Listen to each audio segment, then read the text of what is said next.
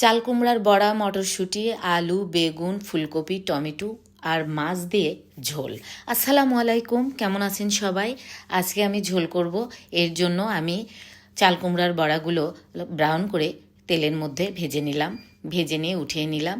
এরপরে কুচি করা পেঁয়াজগুলো দিয়ে দেব তেলের মধ্যে, দিয়ে আদা, রসুন, জিরা বাটা, পরিমাণ মতো লবণ, লাল মরিচের গুঁড়া, হলুদ দিয়ে ভালো করে নেড়েচেড়ে কয়েকটা কাঁচামরিচ দিয়ে অল্প করে পানি দিয়ে দেব।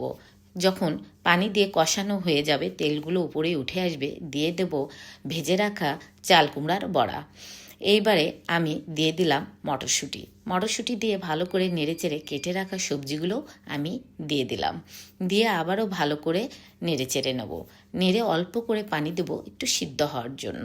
এরপরে আমি দিয়ে দিলাম কেটে রাখা টমেটো।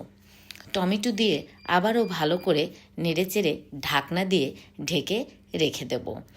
আর রেখে দিয়েছিলাম মাছ ম্যারিনেট করে, সেই মাছগুলো আমি ভেজে নেব। এই যে মাছ ভাজা আমার হয়ে গেছে, এবার আমি আবার ভালো করে তরকারিটা কষে নেব। আমার চাল কুমড়োর বড়া একটাও ভেঙে যায়নি, কত আগে দিয়েছিলাম তরকারির মধ্যে। দোকান থেকে কিনে আনলে কত আগেই ভেঙে যেত।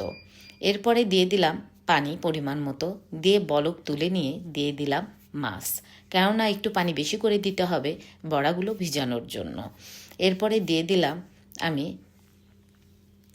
ধনিয়া পাতা দিয়ে এই যে আমার তরকারি হয়ে গেছে। যদি আপনাদের এই তরকারি ভালো লেগে থাকে অবশ্যই লাইক, কমেন্ট, শেয়ার করবেন। আল্লাহ হাফেজ।